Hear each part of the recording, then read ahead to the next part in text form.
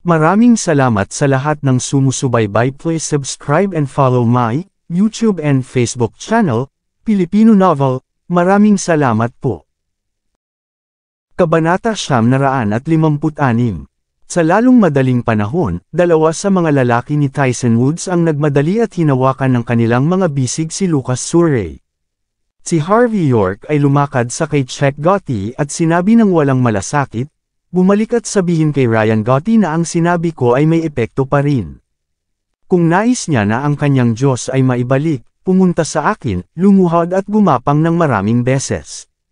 Siyempre, kung iniisip niya na maaari niyang labanan laban sa akin, maaari rin siyang sumali sa puwersa ng pamilyang Surrey. Pagkatapos, maaari kong bayaran ang lahat ng sabay-sabay. Si Harvey ay lumiko at umalis pagkatapos na magsalita siya. Si Tyson ay ganap na itinaas si Lucas at dinala. Si Chuck ay hindi maglakas loob upang itigil ang mga ito hanggang sa nawala ang kanilang mga numero sa malayo. Ang live-in na ito ay sinasalamin, sino siya? Ang ekspresyon ni Chuck ay nagbago. Nagsisiyasat sila bago sila gumalaw. Sa pinakamainam, siya lamang ang kinatawan ng Prince York. Ngunit ngayon, tila na ang pagkakakilanlan ng ibang partido ay hindi kasing simple ng kanilang sinisiyasat. Sir Chuck, ano ang dapat nating gawin ngayon? Tatanggapin na lang ba natin ang mga ito sa pagkuha sa maliit natin na Panginoon? Ang isang subordinate sa tabi ni Chuck ay nagsabi na may isang mapanglo na pagpapahayag. Pinaliwala siya ni Chuck. Ang mga kasanayan ni Tyson ay mas mahusay kaysa sa kanya, at 80% ang mga ito ay mga veterano ng militar. Ang ganitong uri ng tao ay ipinanganak upang maging hari ng mga lansangan. Kahit na ang mga subordinate ni Tyson ay walang alinlangan na nauugnay sa militar. Hindi nais ni Chuck na ipagsapalaran ang kanyang buhay upang isave ang mga tao sa sitwasyong ito. Si Jesus ay marahil ay dumating upang pasanin upang malutas ang bagay na ito. Si Sir Gotti, nagretiro na siya. Ito ba ay katumbas ng halaga upang magkasa ang isang tao para sa iyong Diyos?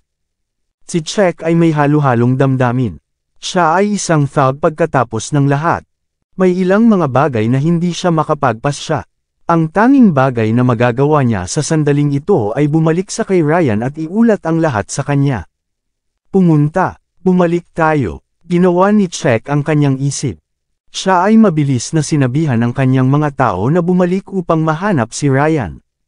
Pagkatapos ng lahat, si Lucas ang prinsipe ng pamilyang Surrey, kasama siya ay inaanak ni Ryan. Sa dalawang magkatulad na pagkakakilanlan na nagdaragdag ng sama-sama, ang kapangyarihan na maaari niyang gamitin ay tiyak na lampas sa imahinasyon. Anuman ang pagkakakilanlan ni Harvey, siya ay napakalaki sa oras na ito. Sa kabilang panig, ang parehong si Mandy at Cynthia Zimmer ay ipinadala pabalik sa The Garden. Sa kabutihang palad, si Lillian Yates at Simon Zimmer ay maayos, maliban na ang signal ng tawag ng telepono ay nawawala at paputol-putol. Lamang ngayon, ito ay naibalik. Si Ray Hart ay nanatili sa silong ng The Garden residence upang protektahan si Mandy at ang kanyang pamilya. Tulad ng para kay Harvey at Tyson, pareho silang nagdala kay Lucas pabalik sa nakaraang villa. Nang dumaan sila sa pamamagitan ng paanan ng bundok, si Greg Finch ay nangunguna sa isang grupo ng mga tao at nagbabantay doon. Hindi sila naglakas. Loob na patigilan ang mga ito pagkatapos makita si Harvey at iba pa na darating. Sa halip, nagbigay sila sa kay Harvey na grupo. Si Harvey ay ngumiti at hindi nakapagpahinga sa kanila. Si Greg at ang kanyang mga tao ay tila nag-utos na dumating dito sa pamamagitan ng pamilyang Surrey. Gayunpaman, nagkaroon na si Ethan Hunt sa kanyang trademark sa sandaling ito. Kung ang mga taong iyon ay kumikilos ng walang ingat, hindi naisip ni Harvey na bigyan sila ng isang aralin. Bumalik sa villa, si Tyson ay nagpapahintulot sa isang tao na gisingin si Lucas, na nahimete na ng mas maaga. Tiningnan ni Lucas ang nakapalibot na kapaligiran habang siya ay dumating sa. Nang makita niya si Harvey sa malapit, ang kanyang kutis ay agad na lumala. Ginamit niya ang lugar na ito upang ikulong si Cynthia dati. Gayunpaman, hindi niya inaasahan kung paano nakabukas ang mga talahan na yan. Ngayon, natapos na siyang nabilanggo dito mismo. Ikaw ay gising na. Pagkatapos, maglaro si Tyson sa iyo. Sinabi ni Harvey nang walang interes. Gayunpaman, ang mukha ni Locke ay agad na naging mapotla pagkatapos makinig sa kanyang mga salita. Ikaw, ano ang gagawin mo? Ang mukha ni Lucas ay napakasama na parang siya ay kumain ng tae. Si Check ay nagdala ng daan-daang tao lamang ngayon, ngunit wala pang mga paraan upang iligtas siya. Walang malaking salungatan sa pagitan mo at sa akin. At hindi ako interesado sa iyo. Ngunit upang maghayganti sa akin, lumampas ka sa linya. Hindi ka dapat, hindi kailanman gumawa ng anumang bagay sa aking asawa at sa aking pamilya. Sinabi ni Harvey York nang walang bahala. Hindi ako. Ito ay si Check Gotti. Ginawa niya ang lahat ng ito sa kanyang sarili. Harvey, hindi ito ang unang pagkakataon na nagkakilala tayo. Isipin ito, hindi ko pa inilagay sa isang masamang lugar, tama ba? Hayaan mo akong makaalis. Gusto mo ba ng pera? Maaari akong magbigay ng mas maraming pera hanggat gusto mo. Si Lucas Surrey ay may isang maliit na takot sa sandaling ito at mabilis na nagtanong para sa awa. Pagbibigay sa akin ng pera muli. Okay noon, tulad ng sinabi ko dati, $1.5 bilyong na cash. Kung maaari mo itong ibigay sa akin ngayon, hahayaan ka naming umalis. Si Harvey ay nakangiti ng walang malasakit. Ang mukha ni Locke ay naging mapotla matapos ang mga salita ni Harvey.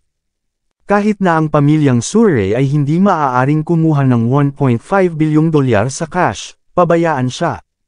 Dahil ang isang tao ay gumawa ng isang bagay na mali, pagkatapos ay dapat niyang bayaran ang presyo.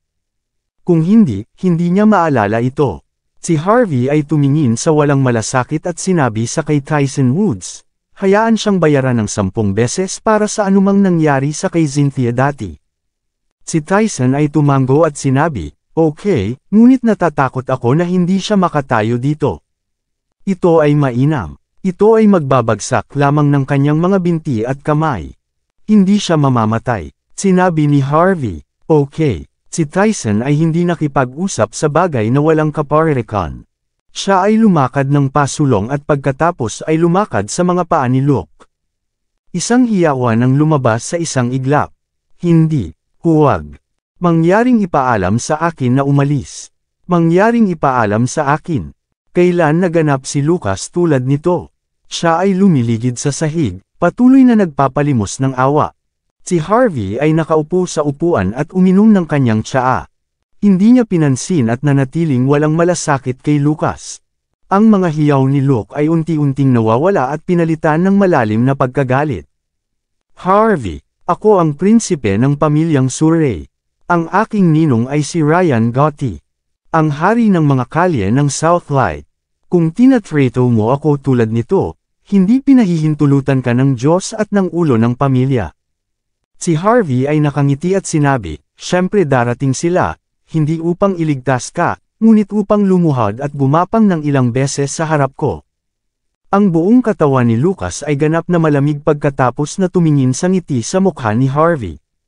Sinimulan niyang mapagtanto na ang isa na siya ay napukaw ay tiyak na hindi ang kinatawan ni Prince York. Paano kung siya ay talagang si Prince York? Ang pag-iisip na ito ay biglang tumawid sa kanyang isip, at ginawa itong si Locke na nanginig at natatakot sa matinding. Kung ang taong nakaharap niya ay si Prince York, ang lahat ay magiging malubhang problema. Prince York, ang isa na maaaring talunin ng pinakamataas na pamilya, ang Yorks, sa loob lamang ng ilang segundo. Kung siya ay ginulo sa kanya, hindi ba siya naghahanap ng kamatayan sa kanyang sarili? Sa kasamaang palad, si Lucas ay hindi maglakas loob na magtanong sa sandaling ito. Ito ay dahil natatakot siya na kung tinanong niya, papatayin siya ni Harvey. Nang sumapit ang gabi, sa paninirahan ng The Garden, si Mandy ay nagising na, at hindi nagtagal, si Cynthia, na natutulog ng isang buong araw, ay nagising na lang. Ang dalawang magkakapatid ay nakaharap sa bawat isa sa sandaling ito, at sila ay parehong hindi mag-aalinlangan tungkol kay Harvey. Sister, saan ang bayaw? Pinili ni Mandy ang isang ngiti at sinabi, ang iyong kapatid na lalaki ay maayos. Nagpunta siya upang malutas ang lahat ng mga problema para sa atin sa oras na ito. Sa gilid, ang ekspresyon ni Simon ay kaayla hilakbot. Si Lillian ay tumingin na nagalit at sinumpa, huwag siyang banggitin ang scumbag na iyon. Siya ay isang malas. Halos hindi ka maaaring makabalik dahil siya ay nasaktan ang prinsipe ng Surrey sa oras na ito. Hindi ako makapaghintay na lumapit sa kanya ngayon. Kung walang anumang kakayahan, alam lamang niya kung paano lumikha ng problema sa lahat ng oras. Siya ay sinumpa ni Lillian ng matindi. Si Cynthia Zimmer ang mukha ay mapotla, at sinabi niya ng mahina, "Ina, itigil ang pagsisi kay Bayaw." Ang lahat ay dahil tinulungan niya ako at naging maayos sa oras na ito. Kung hindi, hindi niya masasaktan ang pamilyang Surrey. Ang isip ni Cynthia ay puno na ngayon ng eksena kung saan lumitaw ang kapatid na lalaki sa harap niya. Laging naisip niya na ang kanyang kapatid na lalaki ay napakagaling. Ngayon, ang kanyang kapatid na lalaki ay hindi naiiba mula sa isang bayani sa kanyang mga mata. Iniisip ni Mandy ang tanawin nang umalis siya. Daan-daang mga tao ang nakapalibot kay Harvey. Hindi niya alam kung maaari pa siyang makalabas mula doon. Bagaman sinabi ni Ray Hart na darating si Prince York upang malutas ang bagay na ito, si Mandy ay nabalisa pa rin. "Cynthia, magpahinga ka muna. Kailangan kong pumunta sa Sky Corporation. Hihilingin ko sa kay Prince York na isave ang iyong kapatid na lalaki." Si Mandy ay tumayo at handa nang umalis. Si Lillian Yates ay halos mabaliw nang marinig niya ito. "Mandy, wala ka ba sa isip mo? Tinanggihan mo lang si Prince York ng ilang araw na nakalipas. Ngayon, hihilingin mo sa kanya na isave ang iyong asawa. Paano siya sasang-ayon dito? Ngunit, walang aalis. Anyway, pareho kayong mga babae ay hindi maaaring umalis kahit saan ngayon. Tatalakayin ko ang isang paraan sa iyong ama. Pagkatapos ay makikita natin ang isang mas mahusay na libingan para sa bastard na iyon." Si Lillian ay inihampas ng malakas ang pinto pagkatapos magsalita at nilock ang pinto tulad ng parang may oras. Sa silid, ang mga mata ni Mandy ay nagdilim, muli siyang nahihirapan. Si Cynthia ay nagpanik. "Sister, ang kapatid na lalaki ay si Prince York. Siya ay si Prince York." Sa kasamaang palad, si Mandy ay nahihilo sa oras na ito at hindi niya may siguro kung ano ang sinabi ni Cynthia. Kasabay nito, sa labas ng Buckwood sa Gotti Mansion. Ang kapaligiran ay labis na solemn sa sandaling ito. Ang bulwagan kung saan si Ryan Gotti ay puno ng mga tao, at ang lugar ay mabigat na binantayan. Sa sandaling ito, maliban kay Ryan Gotti, ang hari ng mga kalye sa Southlight, ang iba pang mga tao, si James Surrey, ang pinuno ng pamilyang Surrey, ay naruroon din. Ang dalawang tunay na malaking shot ay napakakarampatang at makapangyarihan. Madali silang mabubuhay sa mga Southlight. Gayunpaman, ang mga mata ng dalawang tao ay madilim sa sandaling ito. Si Ryan ay naghigpit sa sandaling ito at sinabi, "Natatakot ako na ang mga bagay ay nakakuha ng isang maliit na komplikado. Kung hulaan ko ng tama, ang taong iyon na kumuha kay Lucas at naglulunsad sa oras na ito ay hindi kinatawan ng taong iyon, ngunit ang taong iyon mismo.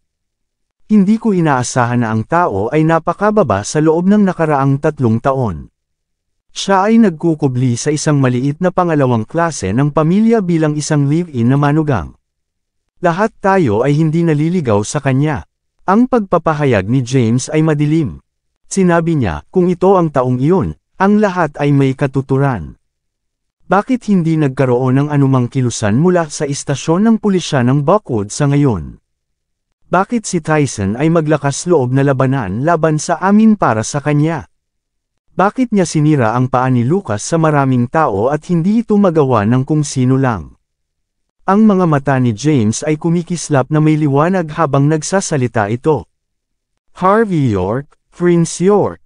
Anong isang kalkulasyon ni Prince York? Iniisip ba niya na kami, ang pamilyang Surrey, ay matakot sa kanya dahil lamang siya ay si Prince York?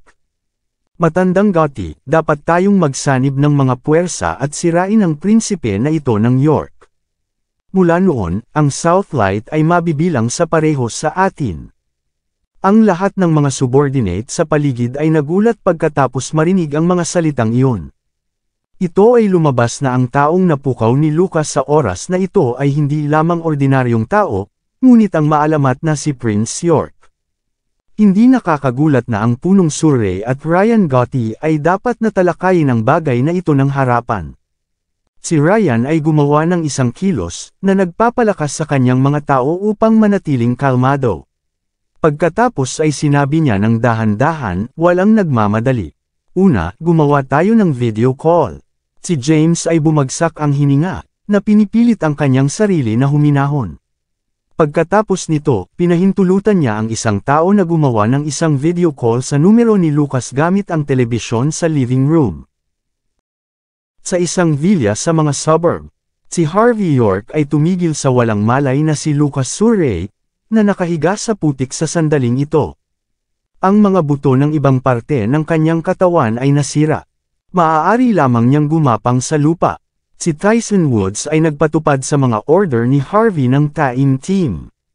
Siya ay pinagbayad si Lucas ng 10 beses na higit sa ilang mga beses na ang mga tao ay pinalo si Cynthia dati, wala, hindi gaanong. Chief Instructor, si Ryan Gotti ay gumagawa ng isang video call sa telepono ni Luke. Si Ethan Hunt ay dumating sa sandaling ito. Kinuha niya ang telepono at ipinasa ito sa kay Harvey. Sinabi ni Harvey na walang interes, hindi ito para sa kanya. Ito ay para sa akin. Sagutin ito. Nakakonekta ang video. Dalawang marilag na matatandang lalaki ang lumitaw sa kabaligtaran sa susunod na sandali. Ang isa ay si James Surrey mula sa pamilyang Surrey, at ang isa pa ay si Ryan Gotti, ang hari ng mga kalye ng Southlight.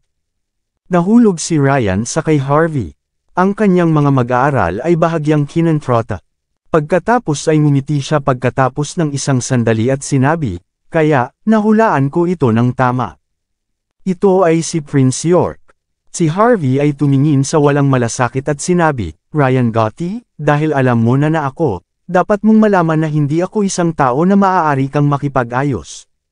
Sinimulan ni Ryan at sinabi, Prince York, nasa pamilyar ako sa mga tuntunin mo. Maaari mo bang e-exempted ako ng paggalang at pagpapatawad sa aking hindi matibay na mga ginagawa? Bitawan mo siya, basta kunin ito bilang utang ko sa iyo na isang pabor. Ano sa palagay mo? Okay, sinabi ni Harvey ng walang interes. Si Harvey ay patuloy na nagsasabi ng walang bilang bago ang maaaring mag-isip si Ryan. Sa palagay ko ay pinahintulutan ka ng iyong subordinate sa iyo ng isang mensahe. Ang bagay na ito ay tapos na hanggat dumating ka sa aking pinto, lumuhod, at gumapang ng ilang beses sa harap ng aking asawa. Panghuli, humingi ng paumanhin sa kanya. Ikaw, si Ryan ay nanginginig sa galit. Siya ang hari ng mga lansangan ng Southlight. Kahit na si Sheldon Xavier, ang unang in-command sa Southlight, ay kailangang ipakita sa kanya ang paggalang. Paanong posible para sa kanya na lumuhod at gumapang ng ilang beses sa harap ng isang babae? Si James Surrey na nasa gilid ay hindi nagsalita.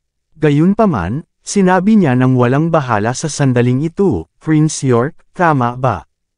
Sa palagay mo ba ay maaari mong gawin ang anumang nais mo sa Southlight dahil lamang sa nawasak mo ang Yorks? Pinibigyan kita ng pagkakataon para sa katandaan ni Old Gotti. Gusto kong makita ang aking apong lalaki na bumalik sa bahay na walang katiyakan sa loob ng 3 oras. Kung hindi, ikinalulungkot mo ito. Si Harvey ay nakangiti ng lubusan at sinabi, maraming tao na ang nagsabi ng mga katulad na bagay sa akin, ngunit lahat sila ay namatay. James, dahil binigyan mo ako ng 3 oras, bibigyan din kita ng 3 oras. Ang buong pamilyang Surrey ay dapat dumating sa akin, lumuhod at humingi ng paumanhin sa akin sa loob ng 3 oras. Pagkatapos, ang bagay na ito ay magtatapos, o iba pa, ang pamilyang Surrey ay tapos na. Si Harvey ay nakapagsabi na sa video call pagkatapos ng pagsasalita ng crack. Sa kabilang panig, si James ay yumuko sa telepono sa kanyang kamay. Ang kanyang ekspresyon ay kakilakilabot. Gaano kataas ang kanilang katayuan at pagkakakilanlan. Tinalakay nila ang bagay na may kabutihang loob sa katapusan.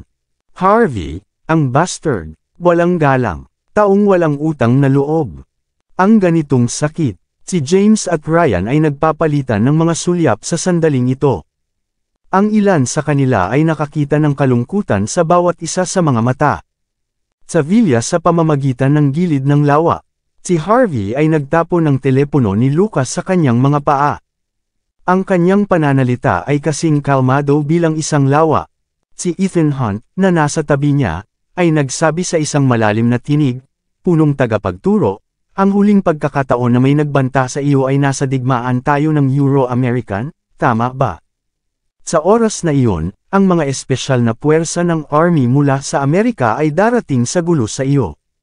Binigyan mo sila ng 3 oras upang maghanda, at gayon pa man sila ay mahina pa rin. Kailangan ba nating gumawa ng anumang mga kaayusan sa pag-unlad ngayon? Sumagot si Harvey ng tuloy-tuloy, maghintay tayo. Dahil tayo ay magpapakilaw sa oras na ito, alagaan natin ang lahat ng mga darating na magpakita ng sabay-sabay. Gusto kong makita kung gaano karami ng tinatawag na malaking 4 na first class na pamilya ang talagang maglakas loob na dumating sa oras na ito. Kabanata 960. Sa kabilang banda, ang parehong si Ryan Gotti at James Surrey ay gumagawa ng iba't ibang mga kaayusan.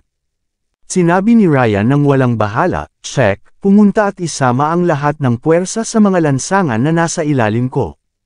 Tandaan, bilugan ang lahat ng tao, huwag iwanan ang sinuman. Oo, si Check Gotti ay mabilis na nagmadali. Bagaman inaangkin ni Ryan na siya ay nagretiro na, mayroon pa rin siyang maraming tagasunod. Kalahati ng mga tao sa mga lansangan ng Southlight ay ang kanyang mga tagasunod. Nais niyang anyayahan ang lahat ng ito sa oras na ito. Tiyak na nais niyang maglagay ng malaking labanan.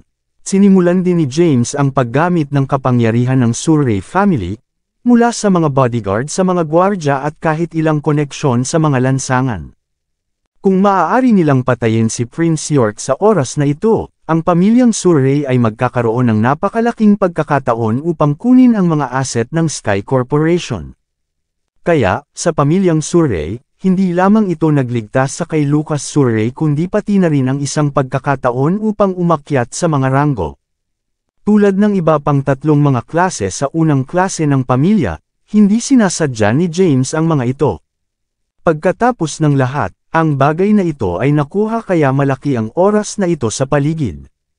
Ang iba pang 3 pamilya ay hindi maaaring mag-alok sa kanya ng anumang tulong, lalo na ang pamilyang Yates. Kung alam nila na ang apong lalaki na iniwan nila ay ang maalamat na si Prince York, kung gayon ay hindi nila ibabalik laban sa kanila sa mahahalagang sandali. Tulad ng sa mga Robbins na pamilya at ang Cloud family, sila ba ay maglakas loob na pumunta laban sa kay Prince York sa puntong ito? Sa makatuwid, si James ay hindi nakipag-ugnayan sa sinuman. Siya ay tiwala sa kay Ryan na sumanib sa mga puwersa sa kanya. Hanggat sila ay darating upang labanan ito, magagawa nilang mapuksa si Prince York. Matapos ang mga kaayusan ay halos natapos na, sinabi ni Ryan ng solemn, Old Surrey, mag-utos ng isang tao upang pumunta at makipag-ugnay sa Buckwood Police Station. Hilingin sa kanilang mga tao na huwag makialam dito. Hindi ito ang kanilang pagliko upang makagambala sa bagay na ito ngayong gabi. Huwag mag-alala, wala akong intensyon na ipaalam sa kanila ang makagambala. Si James ay ngumisi. Gagamitin niya ang mga paraan sa mga lansangan upang umatake ngayon sa mga bagay ngayong gabi. Sa oras sa Buckwood Police Station, si Chief Inspector Yannick Bison ay may pakiramdam ng isang maliit na pagkabalisa.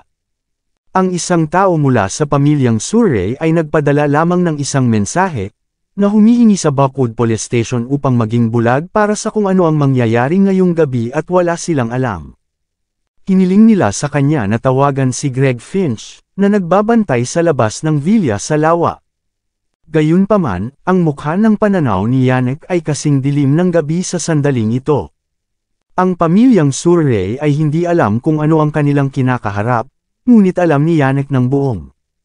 Bagaman alam niya ito ng mahusay, hindi siya maglakas loob na makipag-usap sa anumang bagay na walang kaparerikan sa sandaling ito.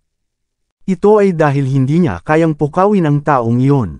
Tumawag siya ng tahimik pagkatapos ng pag-iisip ng mahabang panahon. Matandang Finch, ano ang sitwasyon dyan? Chief Inspector, isang bagay na hindi tama. Mahigit sa kalahati ng mga malalaking boss mula sa mga kalye ng Southlight ay dinala ang kanilang mga subordinate at natipon dito. Ngayon, nakalock na sila sa lugar sa isang 20 kilometro radius. Ito, lahat mula sa pamilyang Surrey ay dumating. May isang tao pa ring dumating upang itaboy kami palayo. Chief Inspector, ano ang dapat nating gawin? Ang mukha ni Greg ay mapait. Nadama niya na siya, ang isang pangalawang in-command ng istasyon ng pulisya ng Buckwood, ang Deputy Inspector, ay hindi na maarang ang sitwasyong ito. Si Yannick ay nakakuha ng malalim na hininga at sinabi, mayroon bang mga paggalaw mula sa panig ng punong tagapagturo? Bukod sa daang mga tao na pumasok sa simula, walang ibang mga tao ngayon. Si Greg ay tumingin sa malubhang.